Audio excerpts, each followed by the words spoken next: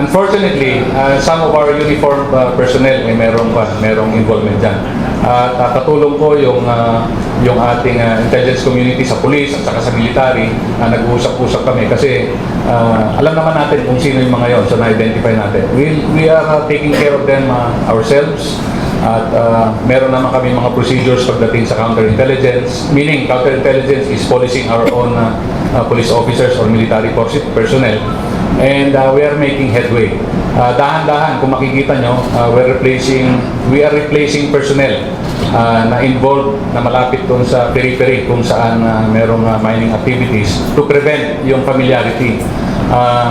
In the same manner, probably in the next year again, we will change yung mga tao natin doon. Gawin natin regular ang pagpapalit para hindi maging pamilyar.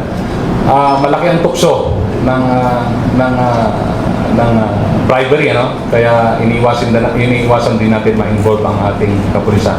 In fairness to our police officers, as proof of their dedication sa duty at saka yung integrity nila, nag-increase yung ating operations against illegal mining. Makikita mo, hindi ko lang alam kung ilang percentage yung increase, pero considerable increase have been shown.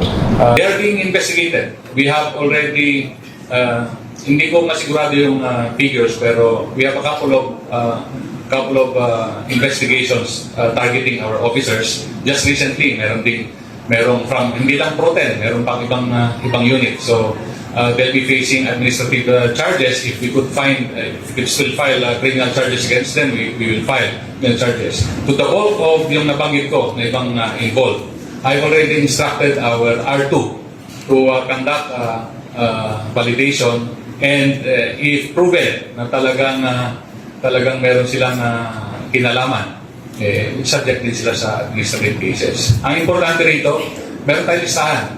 Kilala natin kung sino yung involved or who have received grease money before.